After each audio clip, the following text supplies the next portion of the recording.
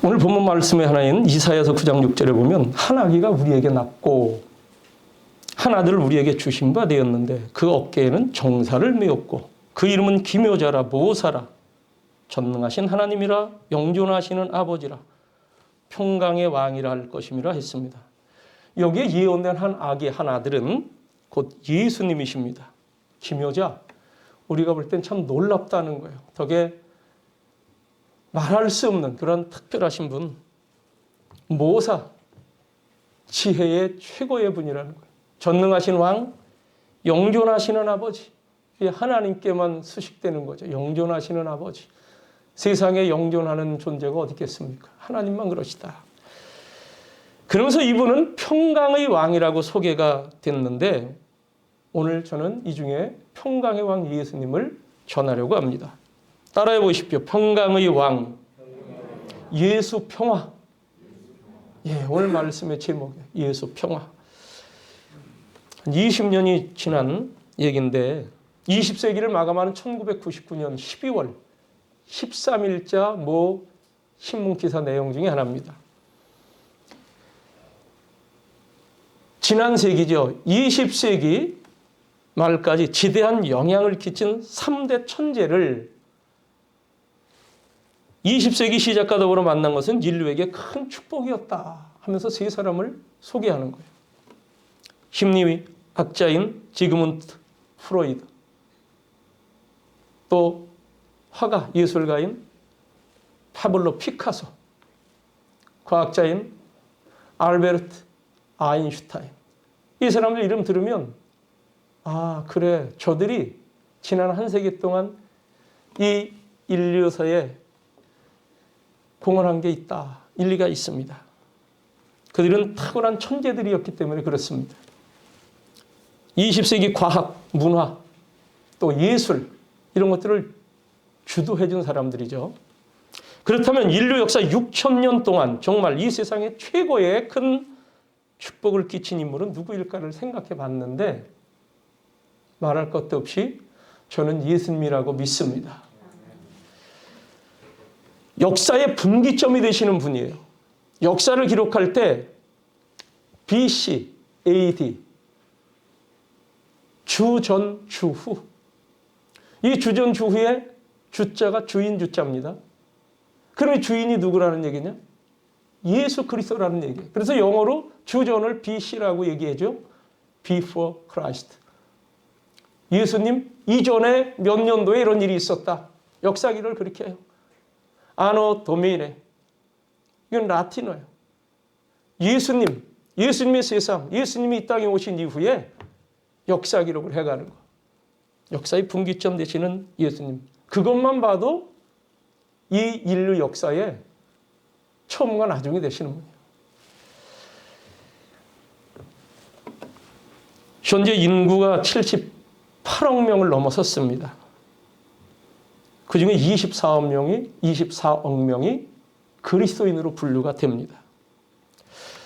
이 정도 영향력 있는 예수님. 그런데 2000여 년 전 예수께서 저 유대 땅에 태어나셨을 때에는 참 미미했습니다. 저 유벽한 산골 베들레헴 한 여관의 마구간에서 출산되셨어요. 그리고 요람이 구유, 여물통이었습니다. 누구 하나 환영해 준 사람이 없습니다. 그런데 이분이 구세주라는 사실이에요. 이것을 사람들은 환영해 주지 않고 사람은 몰랐지만 하늘의 천사 천군이 와서 이 사실을 전해준 거예요. 오늘 다윗의 동네가 베들레헴입니다. 다윗은 베들레헴 출신이에요. 오늘 다윗의 동네 베들레헴에 너희를 위하여 구주가 나셨으니 곧 그리스도 주시니라. 이 사실 하나가 너희에게 가장 큰 기쁨을 미칠 소식이다. 그래서 가장 큰 기쁨의 소식, 이것을 두 자로 표현하면 복음, 굿뉴스라고 얘기합니다.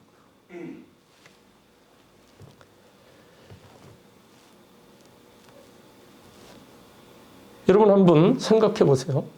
어느 분이 그런 표현을 했어요. 우리가 그 노래를 부릅니다. 하나님의 사랑 노래를 하는데 하늘을 두루마리 종이로 삼고 바닷물을 먹물 삼아서 이분이 우리에게 주신 그 좋은 것들을 다 기록해 가다 보면 그것 가지고도 다 기록이 안 된다는 거예요. 하늘을 종이 두루마리 삼아서 바다를 먹물 삼아 찍어서 다 글을 써도 이게 다 해서 기록을 해도 하나님의 그 보내신 사랑과 은혜는 더 크다는 거죠. 그렇습니다. 우리 한 사람만 해도요, 저 하나만 해도요, 한두 가지 있는 게 아니에요. 예수 믿고 예수님에 대한 간증. 제자대학 훈련하면서 김동조 집사님이 이제 말씀 훈련 가운데 많이 은혜를 받고 하시는데 저번에 고백이 있습니다. 제가 이 진작 예수님을 좀 알았으면, 진작 예수를 믿었다면 이런 고백을 해요. 그래서 이러저러한 얘기들을 몇 가지 나열하는데 진짜 예수님 만난 지 얼마 안 되시는 분이죠. 근데도 많아, 구구절절이. 그런데 평생 예수 믿어온 사람들이 얼마나 많이 있습니까? 한 사람이 한 스토리만 갖고 적는다 하더라도 어마어마한 양이겠죠. 그런데 이 예수님이 오셨을 때는 아무도 몰랐다는 거죠. 필립 얀시라고 하는 우리 기독교 저술가입니다. 탁월한 분인데 이분이 예수님 탄생에 대해서 이렇게 설명을 했습니다. 만물을 만드신 하나님께서는 작아지시고 또 작아져서 마침내는 이 하나의 난세포가 되기까지 작아지는 형태로 오셨다. 다시 설명하면 우리 육안으로는 식별이 불가능한 수정란, 이 수정란이 불안에 떨고 있는 10대 소녀 마리아의 태중에서 태아가 형성되기까지 세포 분열을 계속해서 커져가야 될 난세포가 되어 세상에 오셨다, 이렇게 얘기했어요. 어떻게 천지 만물을 지으신 그 위대하신 창조주 하나님이, 그 크고 광대하신 하나님이 그렇게 작아지실 수 있었을까? 어떻게 그런 모습으로 세상에 오셨을까?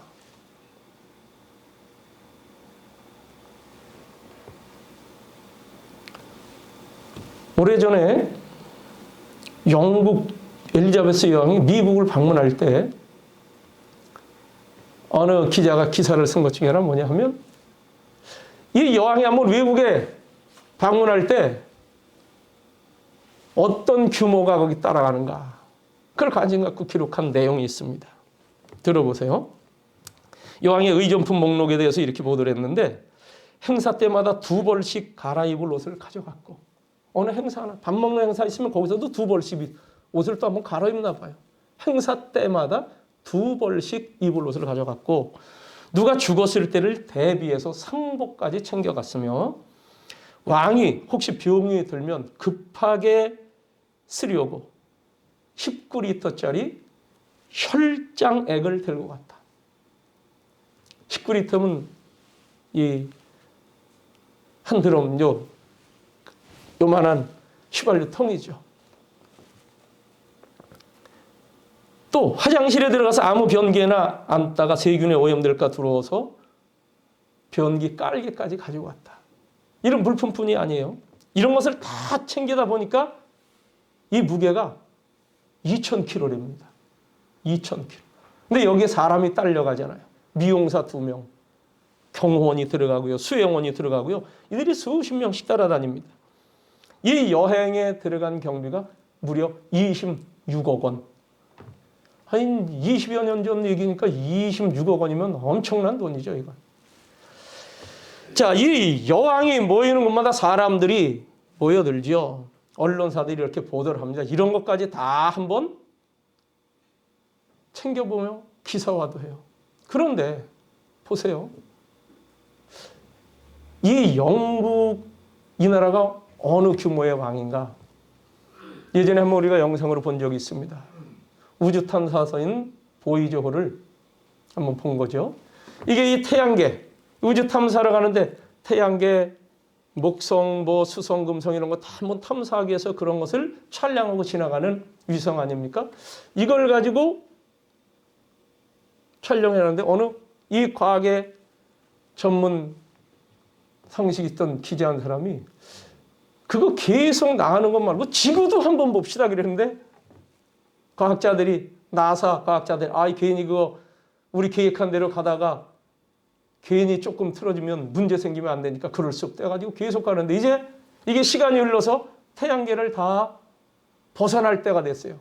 그때 되니까 이 기자가 다시 한번 얘기를 했습니다. 한번 봤으면 좋겠다. 그래서 카메라를 방향을 지구 쪽으로 향했어요. 이 지구 크기가 얼마나 이렇게 나왔죠? 요만한 게 아니라 요거보다도 더 작게 점으로 지켜난 걸 우리가 그때 봤어요. 이 태양계에 있는 지구 하나는 점이야, 점. 그 점 안에 포함되어 있는 나라 하나, 영국. 거기에 왕 하나가 뜨는데도 이 정도인데 이 만물을 지어내신 만왕의 왕이신 예수님이 오셨을 때 아무도 그것을 알아본 자가 없다는 거예요. 한영인 자가 없다는 거예요. 왜 예수님은 이러한 모습으로 어찌 보면 비천한 거죠. 마구간에 태어났고 이런 모습으로 오셨을까? 왜 그랬을까? 오늘 우리가 읽은 누가복음 2장 14절 말씀, 지극히 높은 곳에서는 하나님께 영광, 땅에서는 하나님이 기뻐하시는 모든 사람들 중에 평화, 샬롬, 이 땅에 샬롬, 평화를 주시기 위해서 그렇게 오셨다는 사실입니다. 여기 앞에 보면 누가복음 1장에 사가랴가 세례 요한의 아버지인데요. 세례 요한에 대한 계시를 받고 세례 요한이 앞으로 어느 분이 오실 길을 예비하는 존재다. 그런데 그 오실 분이 누구냐? 그분이 사실 예수님인데 거기에 이런 얘기를 했어요. 79절에 어둠과 죽음의 그늘에 앉은 자에게 비치고 우리 발을 평강의 길로 인도하시리로다. 어둠과 죽음의 그늘에 앉은 자들 얼마나 비참합니까? 분위기가 조금 좀 흐려져도 구름만 껴도 며칠 비만 내려도 우울하다. 이런 상황에 빠져들어가는데 어둠과 그늘에 아예 자리 잡혀 앉아있는 그런 이들에게 빛이 비치고 우리 발을 평강의 길로 인도하시기 위해서 그분이 오신다는 거예요. 이 평강의 왕 이사야가 그렇게 우리에게 예언했던 그분은 평강의 왕이다. 천사가 와서 고지해 줄 때 이 땅에 하나님 기뻐하시는 사람들은 평화. 그렇다면 이 평화는 어떤 평화입니까? 그 평화는 첫째는 하나님과의 평화예요. 사람과 하나님과의 화평, 화목. 성경은 그렇게 표현합니다. 하나님과 우리 사이를 화목케 하시기 위해서 오셨다. 골로새서 1장 21절에 보면 이런 말씀이 나옵니다. 악한 행실로 멀리 떠나 마음으로 하나님과 원수된 사람. 사람인데 사람들은 우리의 행실이 악해 죄를 짓고 하나님을 떠나 마음으로 하나님과 원수가 됐다는 거예요. 이게 사람이라는 거예요. 여러분들의 아이가 좀 작은 아이로 생각하고 어린 아이가 아버지하고 원수가 됐다고 생각해 보세요. 마음 편하겠습니까? 애들은 오돌오돌 떨 것 같아. 신하가 임금과 원수가 되어 어떻게 편히 발 뻗고 잠잘 수 있겠습니까? 불가능하죠.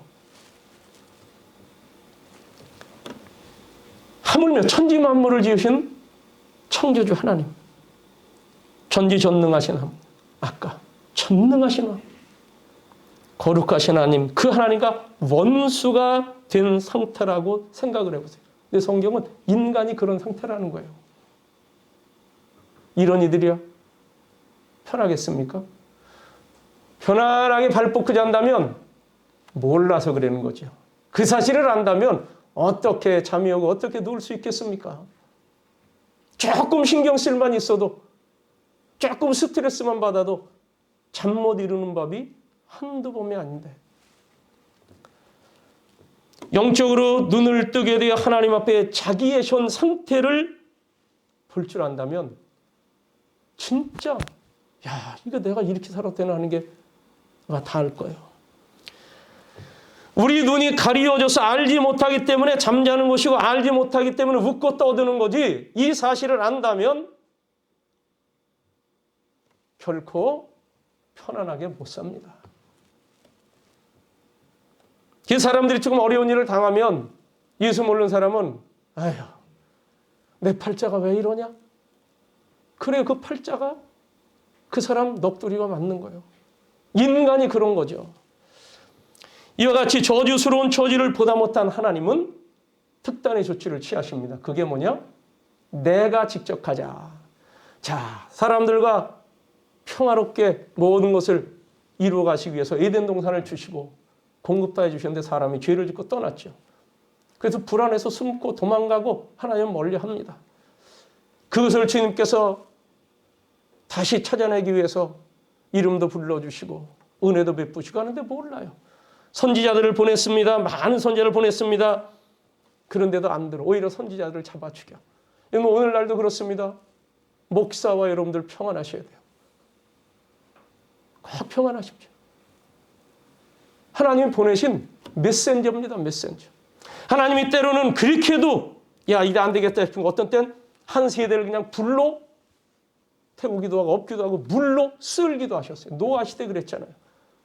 아, 하나님이 그런 하나님이 맞습니까? 사랑의 하나님이라며? 여러분, 사랑의 하나님이기 때문에 그대로 두면 인류가 완전히 멸절할까 봐, 영원한 사망에 처해질까 봐 몇 사람이라도 새롭게 남겨서 그들을 통해 새 세상을 여시는 게 하나님이에요. 사랑하시기 때문에. 소돔과 고모라성 참고 가서 천사들을 보내봐서 했는데 그 천사를 범하려고 하는 그러한 지역에 대해서 하나님 또 불로 뒤엎기도 하셨습니다. 그게 전부 경고고 회개예요. 누구에게? 그 일을 아직 안 당한 사람들에게 경고입니다. 말씀을 읽으면서 야, 동성애, 그래서 우리가 심각하게 여기는 거예요. 소돔과 고모라 성의 죄악이 그거기 때문에 두드러진 죄악이 동성애 죄악이에요.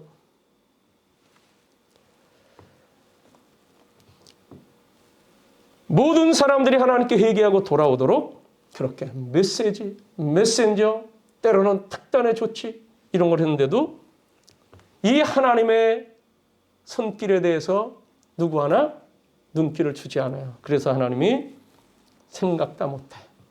제 표현대로라면 고민하시다가 야, 이젠 최종적인 최후의 결단이 남아있다. 내가 가서 이들을 구하자.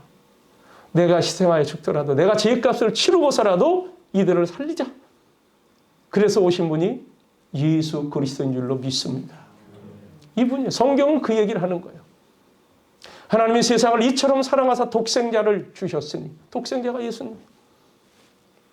누구든지 저를 믿으면 멸망치 않고 영생을 얻게 하려 하시며 그래서 주셨다는 거예요. 하필 그 중에 가장 가난한 사람 중에 하나.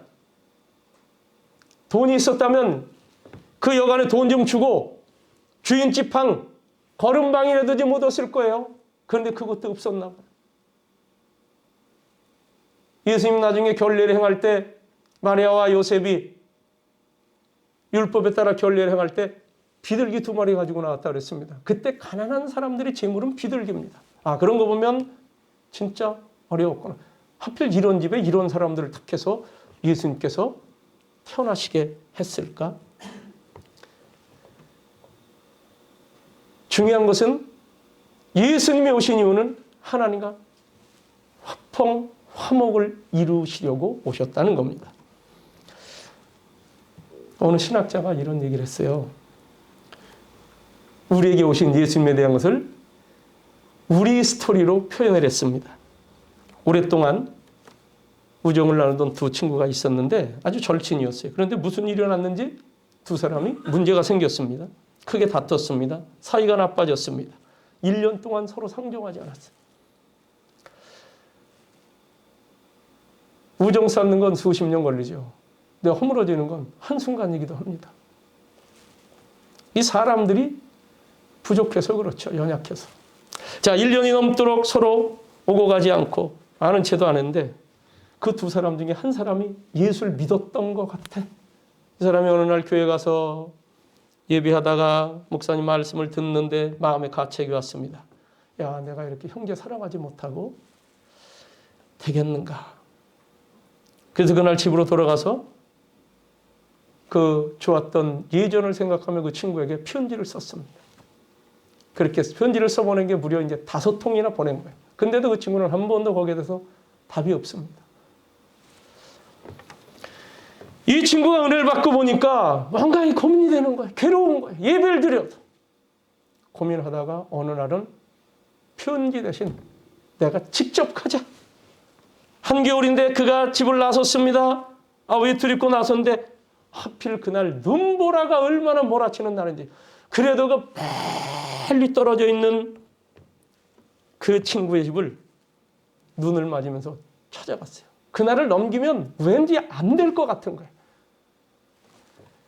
가서 문을 두드렸습니다.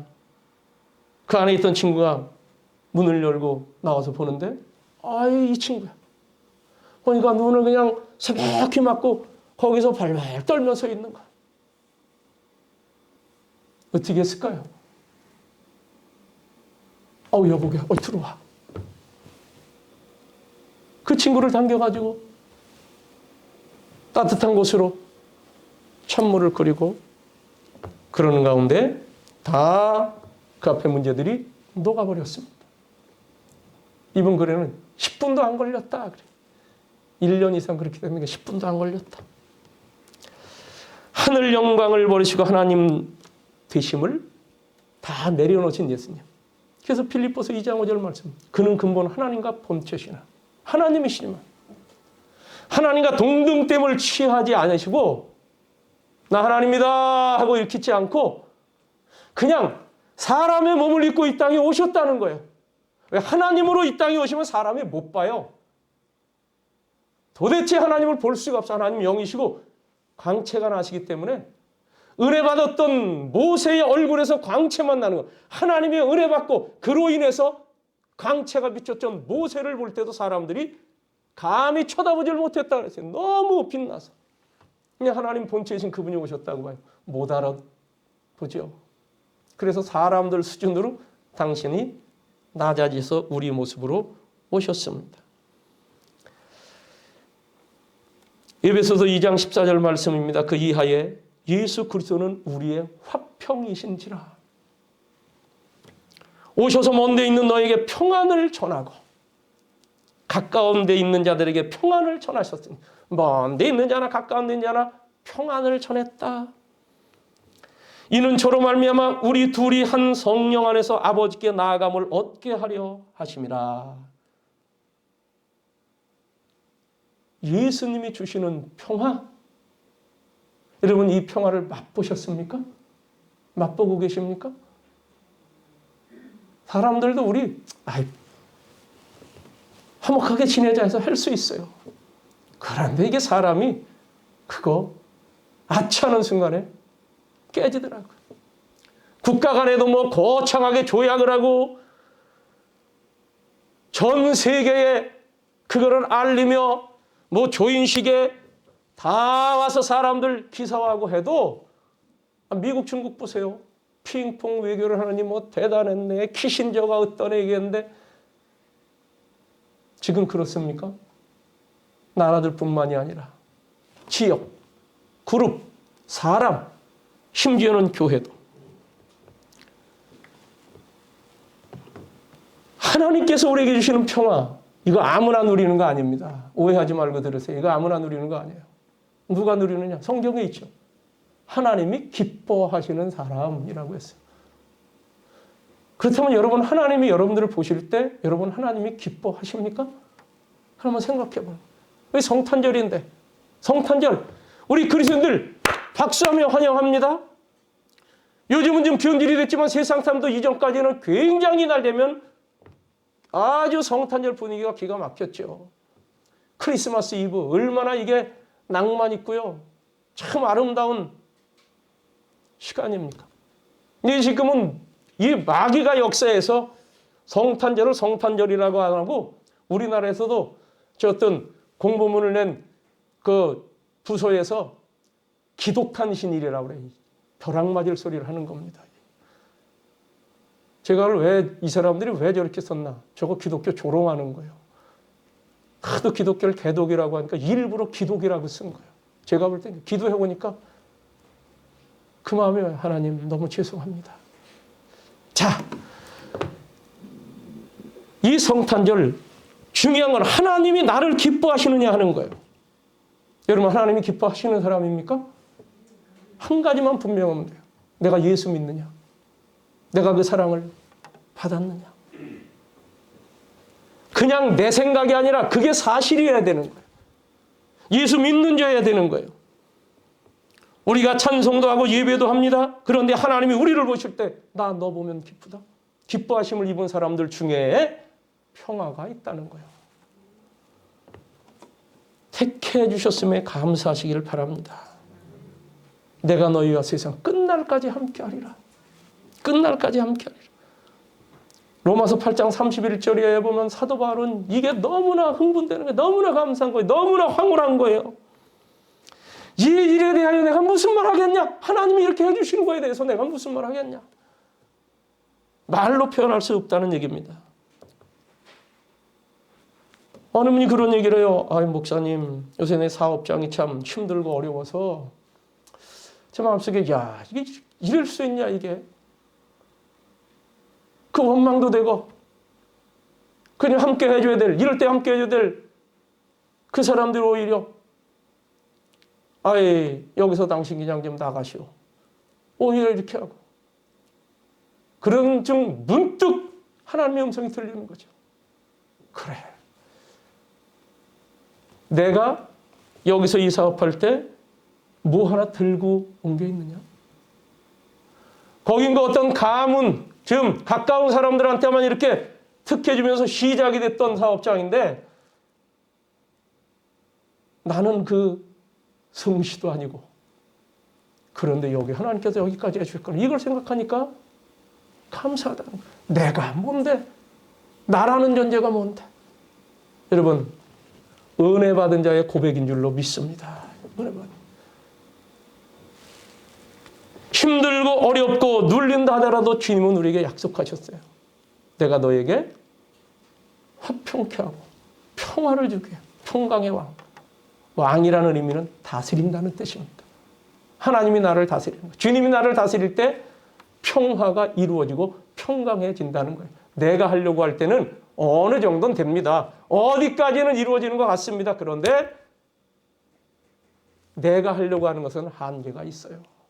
수십 년 함께 좋았다가도 말 한마디에 아차는 오해에 그것이 틀어지는데 자기 아들을 아끼지 아니하시고 우리 모든 사람을 위하여 내어주시니가 어찌 그 아들과 함께 우리에게 좋은 모든 것을 주시지 않겠느냐. 여러분 주님 앞에서 구하시고 받으시기를 주의 이름으로 축원합니다. 우리에게 주신 이 평화를 누가 흔들 자가 없어요. 내가 너희를 사랑의 줄로 묶어놨는데 이걸 누가 끊어냈겠냐. 못 끊어낸다는 거예요. 그 어떤 것도 나와 하나님과의 관계에서 끊을 수 없는 관계. 주님께서 오셔서 이것을 이루셨다. 사망의 음침한 골짜기에서도 우리를 지켜주심을 믿습니다. 하나님의 은혜요. 우리 중에 아직 믿음이 없어서 이 평화의 주님을 믿지 못하고 모시지 못하는 게 안타까울 뿐입니다. 여러분, 이 하나님의 은혜를 늘 간직하며 주님 앞에 늘 안고 주님 앞에서 찬양하고 쓰임받길 주의 이름으로 축원합니다. 또 한 가지는 나와 너, 우리와 이웃을 화목하게 여기서 주님이 오셨다는 거예요.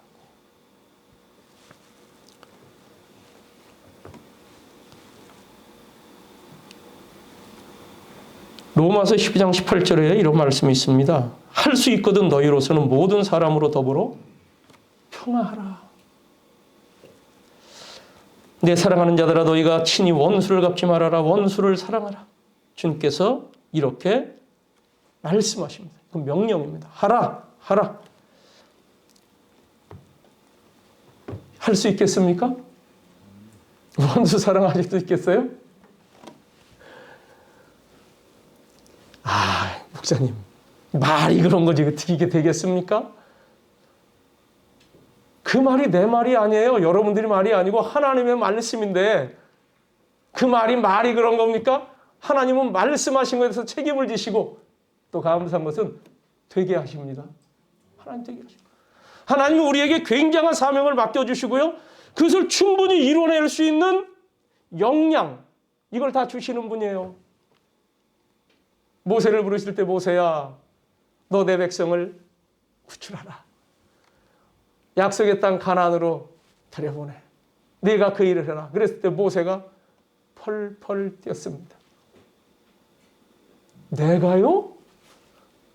아닙니다. 네가 해야지. 내 나이가 몇 살인데요? 저 80입니다. 네가 해야지. 저 거기서 도망쳐 나온 사람입니다. 저는 말도 못합니다. 그래? 말 잘하는 내 형을 내 대변인으로 붙여주마. 그동안 나는 거야. 내가 뭐가 있다고 가서 바로 앞에 서면 그걸 어떻게 합니까? 여기 있다 하고 하나님이 본래는 모세의 지팡이였지만 그걸 땅에 던지라고 하신 다음에 그 지팡이를 하나님의 지팡이로 만들어서 이 지팡이를 가지고 가라. 그 지팡이로 기적을 일으키고 홍해 바다를 가르는 데 쓰고 반석을 쳐서 물이 생수가 솟아나는 데 쓰고 하나님 우리에게 어떤 일을 맡기실 때 그냥 우리의 역량만 보고 하시는 게 아니라 내가 너와 함께하여 그 일을 하게 한다. 이것을 함께 공급해 주심을 믿으시기 바랍니다. 원수 사랑 그래서 할 수 있는 거예요. 그러니까 눈 맞고 가는 거예요. 오늘 밤을 넘기면 안 되겠다. 어느 분이 그런 얘기를 했어요. 용서는 공동체인 교회 생활의 접착제다. 용서는 교회 생활, 그 교회는 공동체, 그리스도 안에서 공동체 이 생활의 접착제라는 거예요. 용서를 하라는 거죠.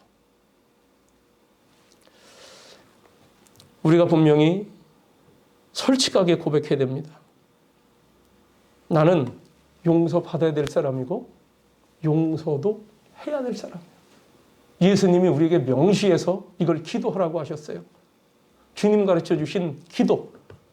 거기에 우리 입장에서 기도를 하게 가르쳐 주신 거거든요.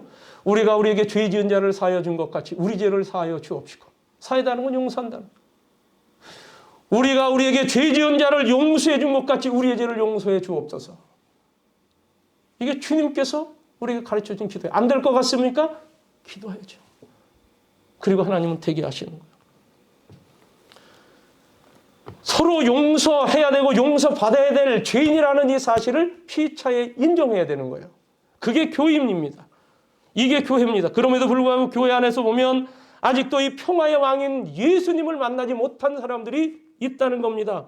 형제와 원수가 되어 있고 한번 상처 입으면 두고두고 그 상처를 자기가 그걸 갈무리해두고 그걸 마음속에 품고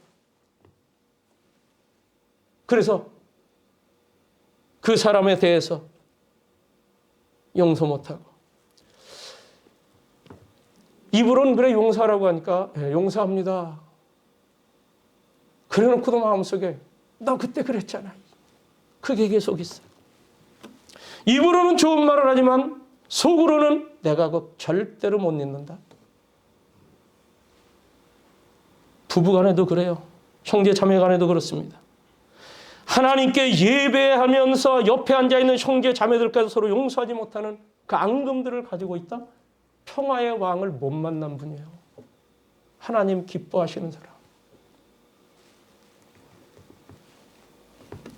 평화의 왕을 만나는 성탄절 되기를 주의 이름으로 축원합니다. 용서받고 하나님 앞에 앉아있는 사람들. 이게 나요, 여러분이에요.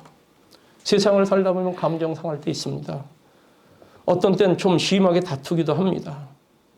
그러면서 상처를 주기도 하고 또 피해를 받아요. 이것이 세상이에요. 근데 그것을 잊지 못하고 나는 피해 준 적도 없다. 난 뭐 피해 받지도 않는다. 거짓말입니다, 이거. 여러분들이 누구에게 피해 준 적이 없어요? 누구로부터 피해받은 적이 없어요? 그럴 수 있는 사람은 아무도 없습니다. 그런데 그것을 늘 마음속에 품고 있으면 누구 손해냐? 상한 감정 가지고 있고 용서하지 못하고 난 용서도 못 받고 있는 것 같아. 이런 마음, 주님이 주신 마음을 내 안에 갖지 못하고 계속 그런 마음으로 웅크리고 있으면 그 사람 손해라는 거예요. 여러분 기왕이면 예수 믿으면서 부요한 은혜를 받으시기를 주의 이름으로 축원합니다. 일부러 손해볼 건 없어요. 주님은 누리라는 거예요. 누려라.